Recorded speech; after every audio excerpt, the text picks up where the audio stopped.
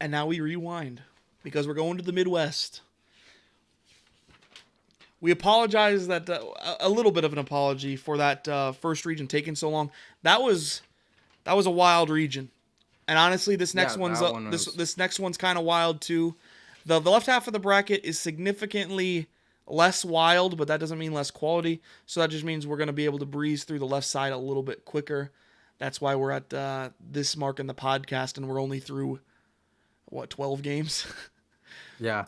And I should preference this heading into this Midwest part of the bracket. I'm gonna have Dierksy carry me here. I didn't finish my notes. I feel like I'm in trouble. Like I got in trouble in school for not finishing my work, but it's okay. I got at least the main games we're talking about for the round of 64 at least. So for sure. Starting off, top seed Illinois really took care of Drexel, balanced scoring for the Fighting Illini, 4 or 5 starters in double figures. We had my boy Ayo Dosunmu with 17 points, 11 rebounds, 6 assists, and 3 steals, filling the stat sheet per his usual. And again, Illinois taking care of Drexel. Second game, good one. We expected to be good going in. Both of these teams, I feel like you could definitely say, didn't get the proper love from the tournament selection committee in terms of seeding. Number 8, Loyola Chicago. Number 9, Georgia Tech. We had Loyola Chicago come out ahead in this one, 71-60. Obviously, Georgia Tech without Moses Wright, the ACC Player of the Year. What was a cool little note that didn't really impact the game per se, Jose Alvarado, the point guard for Georgia Tech, wore Moses Wright's jersey during this game. I thought that was just a cool little note. A nice little salute to his teammate that couldn't be there for him.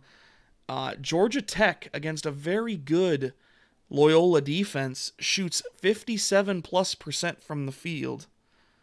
To Loyola's only 47%. But Loyola makes 11 threes and is pretty efficient with that. And that is really the difference in the ball game, in my opinion. But this was a very fun game to watch just because both of these teams, they really want to get out and defend you. And that's why we knew this was going to be a fun one coming in. The stat, there's 2 stats for me that always get to me, is the rebounding and the fouls. Loyola Chicago was plus 13 in rebounding in this game, which is a huge difference. But Georgia Tech committed 19 team fouls, and when you're committing that many fouls, and with the way college basketball's foul system is, you start shooting free throws really quick. And so, 19 fouls, you're going to be sending people to the line so fast. Quick little highlight from this game. Just very emblematic of the way Loyola Chicago does things. Great ball movement here. Getting a tie-up. Oh, and slippery floor it is. Nice little backdoor cut. They feed it to Kennedy.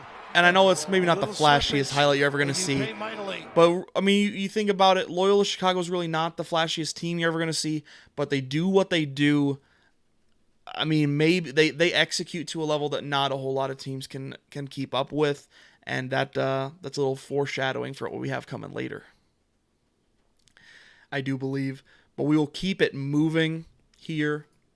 Next game we have to talk about in this region, number 5, Tennessee, number 12, Oregon State. Neither of these teams playing like the seed that they, are listed at. Tennessee definitely down late in the season. They also lost John Fulkerson to a facial injury in the SEC tournament. They couldn't get Fulked up.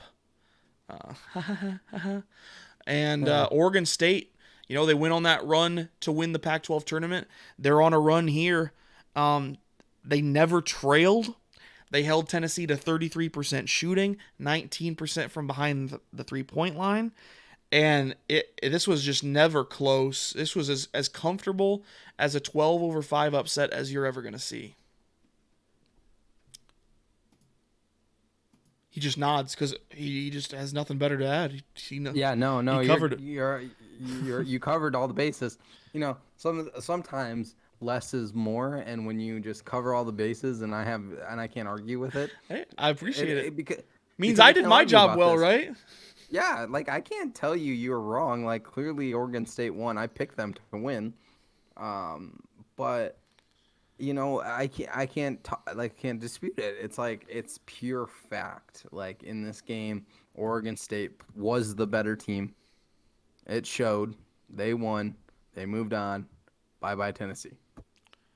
Bye-bye Tennessee indeed, which takes us into the next game in this region. Number 4, Oklahoma State and Cade Cunningham. Denver loves him because he's going to get to see him play in the NBA for a long, long time after this. Against number 13, Liberty.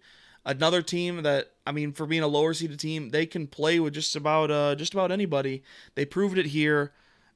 This was a fairly nondescript game, it felt like. I watched a lot of it, but nothing really stood out to me in terms of one team, really making a run at the other. It was a nice little cushion for Oklahoma State, a good portion of the second half at the minimum. I'm struggling to remember exactly at the moment. They had Avery Anderson, the Cowboys did, step up. He had 21 points, 7 rebounds, and 4 steals. And that led them to the 69-60 victory over Liberty. Anything to add there, brother? No. All right. One of those games. It was just one of those games, I agree. But this one, I'm sure we'll have plenty to talk about. Number 6, San Diego State. Number 11, Syracuse. I have to admit, I need to put more respect on Syracuse's name. Anyone who knows me knows that they were my first real love in college basketball. It was their game against UConn in the 2008, I believe. I just saw this tweet the other day, and it made me feel really old. Big East tournament. It went to 6 overtimes. Yep. It was a great game. It was a young Kemba Walker. Kemba Walker was not the leader on that team, but I see young Kemba in that game. Just gives me great memories. That's really where I fell in love with college basketball. And so Syracuse has kind of been that team that I just pull for in my heart ever since then. And they do stuff like this all the time, where they just barely make it into the tournament, and now they're making a run. I said that this was probably going to be the ugliest game that we watched in the first round, and it was not. It was quite beautiful on one end, actually. Syracuse just, simply dominated, really. San Diego State had an 18-14 lead at the 9:41 mark of the first half. But Syracuse had the lead at halftime, 32-18. They went on an 18-0 run and didn't let the Aztecs score a point for almost the last 10 minutes of the half. And that was really the start of the end for San Diego State. Yeah, as you can see, Buddy, my favorite name in this whole tournament, actually. Buddy Boeheim! Buddy had 30 points, 7 for 10 from the three-point line. He's also assisted by Gerard. Yep, Joe Girard. Right. He had 12.6 rebounds and 7 assists. A key stat, 7 for 10 from the three-point, led the team to be 15 for 27, which is 55%. And we talk about turnovers, and here's one interesting stat, because we talked about turnovers. Syracuse had 12 to San Diego State's 4. So San Diego State wasn't turning the ball over, but They just couldn't buy a shot. No, they were 11 for 40 on the three-point line. 27.5%. Yeah, and you hear 11 threes, and 11 threes in the college game is like a lot of threes. But again, took 40 attempts to get there, and if you look at it, I'm going to guess that at least a third of those were in like the last 6 minutes of the game, when the game was like well and truly over. San Diego State really didn't, I don't think they broke the 40-point mark until there was like 6 or 7 minutes left in the game. We'll probably see it in this highlight. Before we get into it, Denver touched on it. We have to say, if we're going to put as much respect on Max Asmus and Kevin O'Banner's name for being buckets as we are, Buddy Boeheim, the absolute human flamethrower. Yeah, This dude is out here hitting everything. He's been Syracuse's best scorer all season, but this last 3 weeks or whatever, he's been on an absolute heater. As Denver said, 7 of 10 from 3. He was 11 of 15 from the field. It's just, we got to watch this. You wait all day. That's true. You watch all these other games. He's a bucket. The anxiety builds. You haven't settled in. Now you talking about us or these teams? Yeah, I'm just talking about us.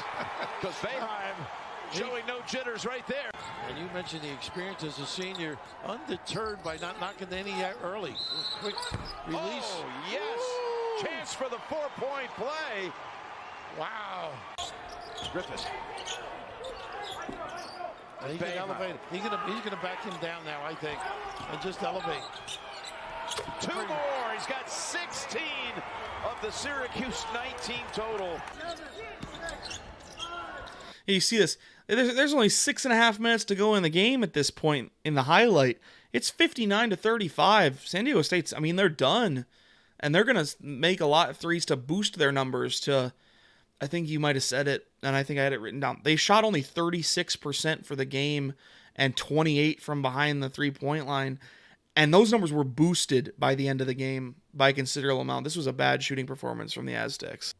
Again, the Aztecs are just out of it right now. And then this was just emblematic of Buddy Boeheim in general lately. This is a nutty shot. 2, 1. It's his night. No. Of course it's going in. No. The turnaround from the logo. Boeheim with a little bit of everything. Boy, goodness, not much room Hey, at Lakers, all. can you draft Give him an Buddy inch. just so I can He see takes shots it like this all. on the nightly? And he knows. Why not? That's almost Michael Jordan-like, right?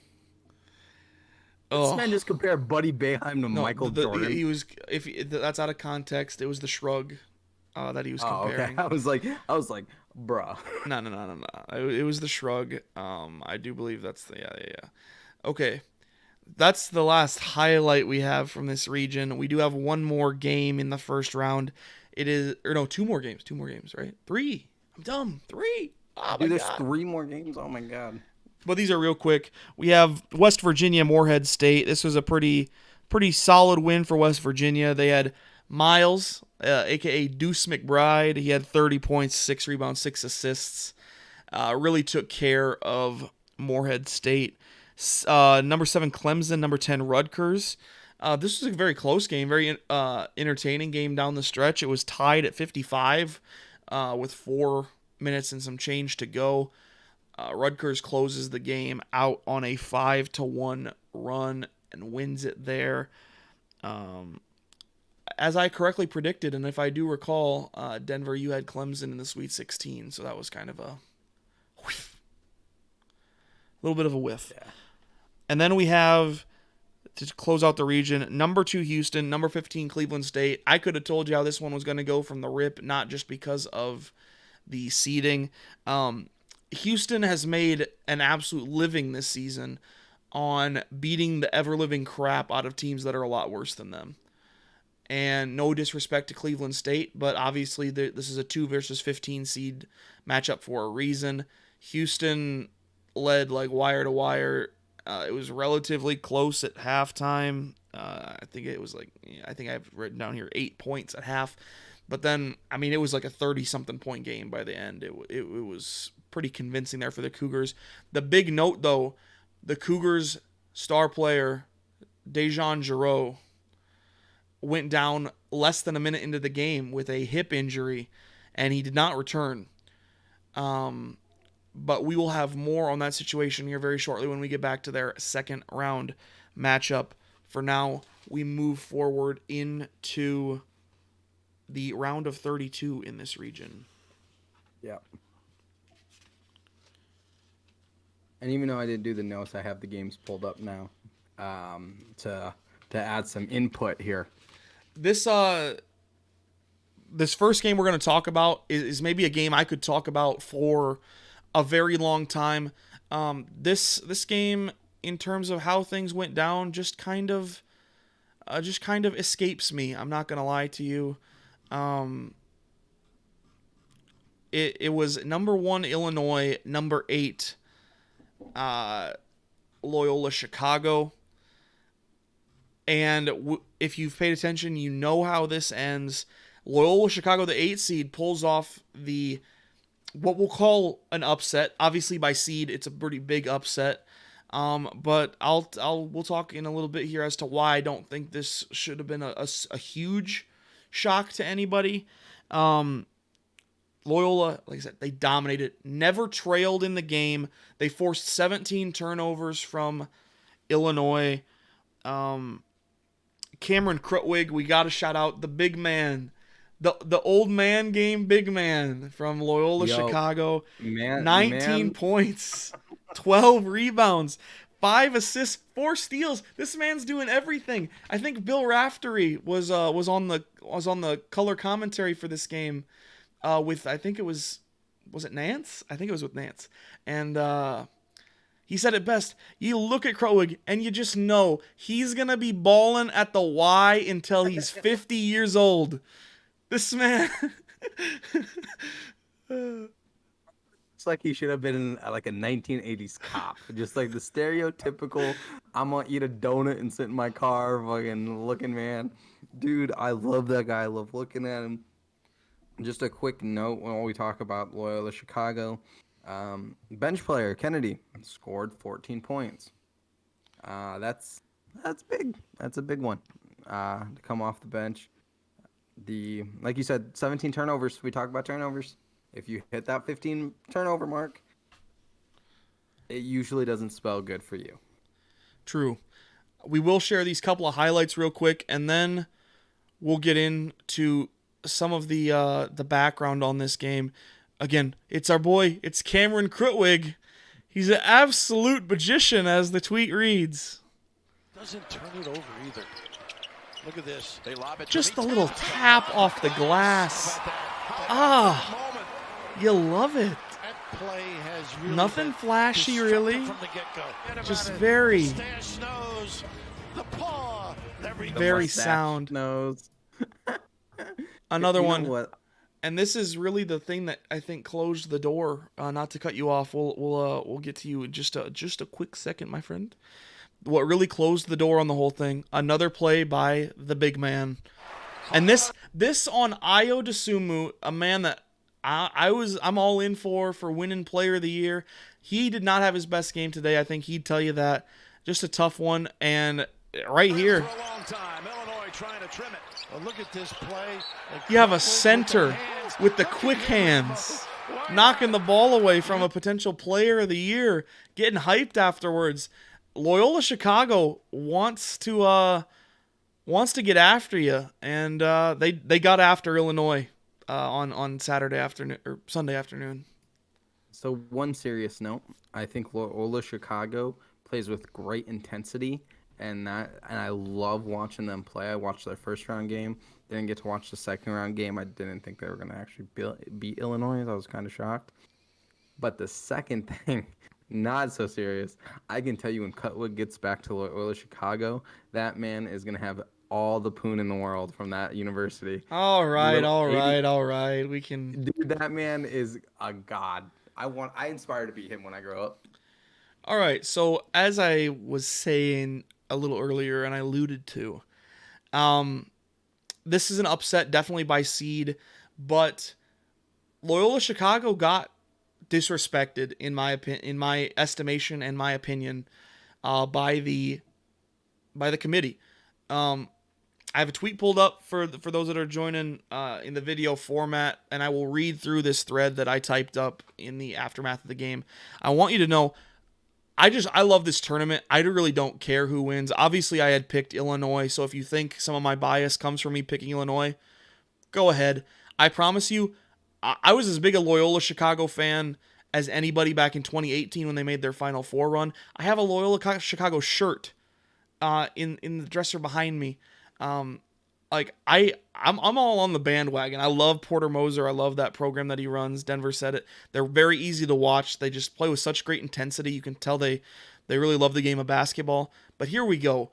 On Selection Sunday, when they were seeded 8th, they were 24-4, ranked number 17 in the AP poll, and they'd been in the AP poll for 6 consecutive weeks.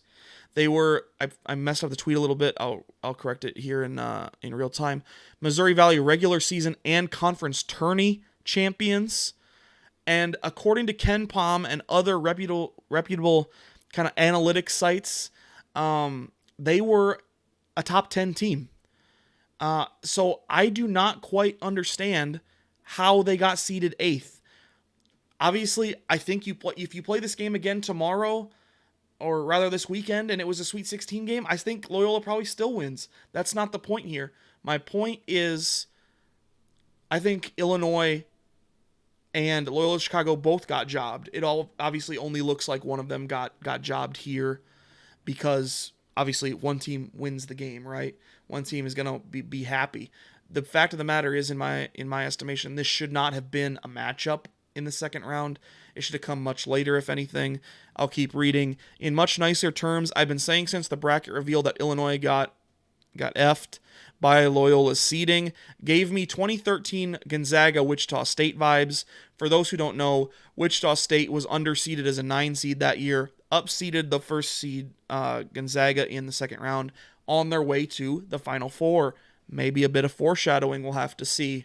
Make no mistake about it, Loyola outplayed Illinois and absolutely deserved the win, but the fact it was even possible for these teams to meet this early is whack to me. This easily could have been an Elite 8 game if Loyola was a 6 seed and on the bottom side of Illinois' bracket. I don't know if you want to weigh in on this at all. Again, it's just something that, I mean, when teams are underseeded, it screws up. It can screw up a whole bracket. Obviously, you like to think that no matter what, the best team is going to make it out, and I think that's true most of the time. Obviously, there's some cases that are weird, but now Illinois has to be like, our season ended in the round of 32 when we're probably still one of the 10 best teams in the country. We probably should have made the Elite 8, you know? It was just a bad draw for Illinois. I don't know if you want to weigh in on that, Denver. The only thing I have to say is, one, I can't argue. You pulled up a lot of stats, a lot of metrics, a lot of things. I like stats. He does. For one. But two, I agree with you. I think Loyola Chicago, from what I've seen from them, and that's not very much, but I think they should have been ranked higher than an 8th seed. I do think they were lowballed there. I could even say they look like a 5th seed team to me. Like, they look phenomenal. They play very well. And for them to be the 8th seed, they literally said, I'm going to smack you in the face. I'm going to go out there with the confidence. They're playing with confidence. They go out there and they play with confidence against one of the best teams in the nation with DeSumo and Coburn. So I agree. I think the NCAA messed up on their bracketing this year. Perhaps just a little. I thought I had another tweet to share. Apparently I don't. But it's something like, after the Illinois upset, Vegas now has Loyola as the 3rd best odds to win the whole thing. And I think that really speaks to me, because as someone who, maybe I'm not the best sports bettor, but I stay plugged into that scene. Vegas doesn't overreact to things. Vegas is very calculated. They're in the business of making money. So they're not going to make an incredibly large line change like that, or rather odds change, unless they think it's warranted and that it's a good price for people that are going to place more bets on it, kind of thing. So Loyola Chicago is a very good team, according to Vegas, and that can't be ignored at this point.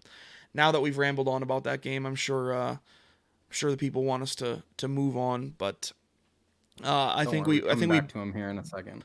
I think we bring up. We're gonna. Oh, never mind. I think we bring up a couple of good points in that. Actually, the last note I want to say is I saw an interview with Porter Moser, the coach of Loyola Chicago, on First Take, like a clip of it, and he talks about like how his team is perceived as better than the 2018 team that made the Final Four, and like why no matter what they're always going to view themselves as the underdog. And the phrase he kept using was, we're always chasing.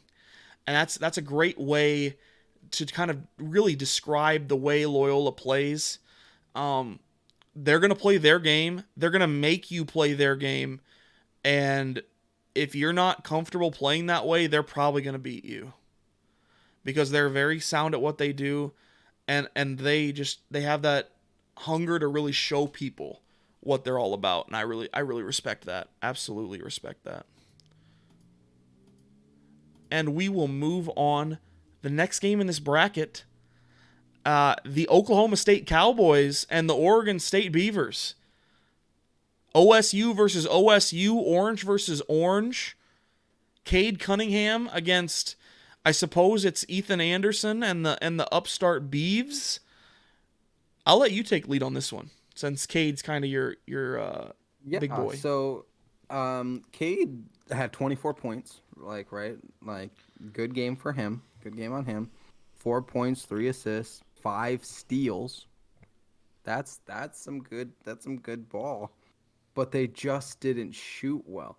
27% from the field, 8 for 29 from 3-pointers. They had a hell of a ton of free throws at 38, but they only shot 68%. We talk about two things I love is rebounding and turnovers. That's kind of my thing for this tournament. They get out-rebounded by 20. Oklahoma State gets out-rebounded by 20 rebounds. But they force Oregon State 20 turnovers to commit 20 turnovers. So it's like a toss-up. It's like, so look, Cade's going to be the first overall pick. He clearly is a dominant player. He looks the part, doesn't he? He does. One thing I don't like about him, though. I think I know what you're going to say. I have it right here. Okay, let's see how accurate you are. He never starts off hot. Yep. I wasn't going to phrase it quite like that, but we're in the same vein. He saves a lot for later in the game. Yeah. Like he comes out and he chucks up a few shots and he starts 0 for 5. That was how he started the first game of the tournament. He was 0 for 5. But look, if he cleans up his shooting, he's gonna be dominant in the NBA. He shot 6 for 20. Yeah, that was one thing I was going to point out that maybe you glossed over a little. You said the team shot bad. Cade also was not immune to that. Yeah, he had the really great stat line, but he did only shoot 6 for 20. That's obviously not what you want. If you're only scoring 24 points on 20 field goal attempts, that's pretty bad in efficiency numbers. And obviously, Cade is a very, very good player. I'm not trying to disrespect the kid or anything. He could have played a better game. I think he'd tell you that. And Oregon State, they just keep this little run that they're on rolling. I mean, yeah. Who would have predicted a Sweet 16 game, 8 versus 12? That's a pretty interesting seed matchup. A couple notes that I wanted to say, right? Oregon State led the entire way from the 13:30 mark of the first half onward. And that includes 2 really big Oklahoma State surges. At the 11:20 mark of the second half, Oklahoma State had cut it down to 2 after they were down relatively big. And then this highlight that I have pulled up that I will then now throw on the screen is from just under 4 minutes to go. Oklahoma State made another surge after that 2-point surge had been stretched back out to 11. Oklahoma State surges back, gets it to within 3 with under 4 minutes to go, and they just can't close the deal. This is probably the best little stretch of the game for Oklahoma State. This is wildly entertaining. You thought when you seen this, they might have a chance. Step back 3 right here. Boone! Boy, that's the third 3 Boone has made today. They have been big shots. Oh, they steal it with Cunningham. Anderson, Cunningham, 3. Wow! Yeah, I mean, they just back-to-back threes off of a steal, score 6 points in about 8 seconds, and bring it to within 3. You think they're maybe making the push, and Oregon State answers again. They push it back out. They win 80-70. And again, now the Beavers, they're in the Sweet 16. They're a 12 seed. They were picked last in the Pac-12 at the beginning of the year. This team, they got hot at the right time. There's no other way to say it. They made me kind of eat my words that I said in the bracket pick show about not trusting a team that got hot in the latter half of their season if they were maybe average. Although I do think I was proven right on a more applicable case later on. We'll maybe touch on that. I have to give myself a little credit, right? Moving on, an old Big East rivalry in the bottom half of this bracket. West Virginia, number 3 against number 11 Syracuse. Syracuse started out hot, got on a 14-point first half lead. West Virginia fought back most of the game, made it tight toward the end of the first half and into the second. At the end of the day, though, West Virginia only led this game for 53 seconds, and that came on a short stretch in the second half when I believe it was 53-52. Again, we said his name a lot in the first round. The human flamethrower, as we are going to affectionately refer to him as from here on out, Buddy Boeheim. Another 6 threes in this game. On a pretty efficient, only 13 attempts. That's a pretty solid percentage. 25 more points. Not to be outdone, we got to shout out Sean McNeil from West Virginia. He tried to match Boeheim. He had 23 points on 7 of 13 shooting from 3. It just quite wasn't enough. Wasn't quite enough. Got that mixed around a little bit. We have Syracuse almost choking it away down the stretch. West Virginia made some good plays, and then anything you would like to add, my friend? Syracuse has 4 starters in double digits, including Buddy. Another key thing, it's weird because I see this number and I kind of get spazzed out, but again, you have a plus 12 rebounds for West Virginia. When you're dominating the glass, you should be winning. They even outperformed them 8-6 on steals. I mean, Syracuse had 6 blocks. The turnover ratio was actually 15-14, so you can't even say one team forced too many turnovers. Like you said, Syracuse is playing how Syracuse wants to play. Even though Buddy is here with his points, other people are scoring. And that's always key. If you can have your key player be hot and stay hot for the game, it brings the defense to him, which allows for, Dolezaj. I can't pronounce it. Merrick Dolezaj. Dolezaj, right. 4 for 6 from the field. Jarreau, 4 for 8. Gear, I don't know how to say that either. Guerrier. Guerrier. Guerrier, 5 for 9. Like, people are getting open and they're shooting. Mm-hmm. All of them above 50%.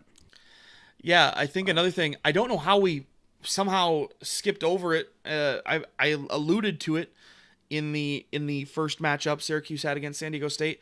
We haven't talked about it. The 2-3 zone. I don't know if you've really if you really heard much about this before. They've run it forever. Another reason that I kind of fell in love with them, they're just different. Syracuse's 2-3 zone is unlike any other 2-3 zone you're really ever going to see. They just really get after it, make teams uncomfortable. That kind of leads, the reason I thought about it was your rebounding comment. Out of the zone, it's very difficult to rebound, even if you're very good at it. So Syracuse loses the rebound battle a lot against other good teams. So you can't dig too far into that because you give up some offensive rebounds that you normally wouldn't playing zone because you just can't match up and box out quite as well. But that is by far made up for by the fact that they say it all the time, and you have to believe it because the evidence is in the games, right? If you're a team that doesn't play against a lot of zone in your conference, which not many teams play zone, right? And you don't play against teams that are this long and athletic as a team like Syracuse, those two things, the 2-3 zone and the length in that 2-3 zone, it's just an enigma. It gets teams basically every tournament, and Syracuse just keeps on moving. True. I will show this highlight. 5 of those 6 threes for Buddy, second half. Knocked it down. Human flamethrower. Boeheim. There you go. First basket since 53 seconds into the game, Billy. Burke, hopefully proud. Got to kick it here. You got Boeheim wide open. There he is for his second of the half. Yes. He has such a beautiful shot. That's the problem. There's this changed. 2-point ball game. I wonder if his dad is a ball coach. Inside game right now. Boeheim answers back with a three. McNeil's made a couple of those from even beyond that. Watch out. Yeah, talking about way out there. Logo. Boeheim. Wow, does that silence it a little bit? A contributor. A little nylon from deep. Oh, you don't His shot contest reminds that. me a lot He's of gonna Klay make you Thompson. pay, and why not? Those 4 fouls. He does have a little major play issue. in the form, doesn't he? Like when you look at his Once again, the ability to Yeah, his elevate. feet and the way like he goes straight up. With the, yeah, I like that a lot. As That's you a, would say, is serious. Buddy Boeheim, you love to see Lakers, it. please draft him. We need 3-point shooting. Please draft him. Um, Buddy, come to the NBA. I apologize if that joke about I wonder if he has a dad as a coach. That was a pretty terrible joke. Obviously, I if didn't you know- acknowledge it because yeah. If somehow you're listening to this podcast, you've made it this far, and you don't know that Buddy Boeheim is the son of the coach, the legendary Jim Boeheim of Syracuse, please get help. I love you. Jesus Christ. I said I love you at the end. It makes up for it, right? Last game of this region, and then we're going to start speeding through the other side. We have Houston and Rutgers. We talked about it a little bit at the last time we talked about Houston. DeJon Jarreau gets hurt in the first game. He tries to gut it out to the best of his ability in this game. He plays, I think, 32 minutes on a pretty significant, it looks like, hip pointer injury. Dude, that was just an absolutely gutty performance out of that kid. He scored 17 points all while doing it. That was all heart. You can't convince me otherwise. And he's really, I feel like that heart really helped his team get back in it late. Houston had a 10-point lead with 10 minutes to go, and Houston took the lead. They're very late, less than half a minute to go. They go up and they win 63-60. It was a very good game, and Quentin Grimes, the Kansas transfer, led them with 22 points and 9 rebounds. I don't know if you caught that game. No, Was that one of the games no. you didn't? Okay.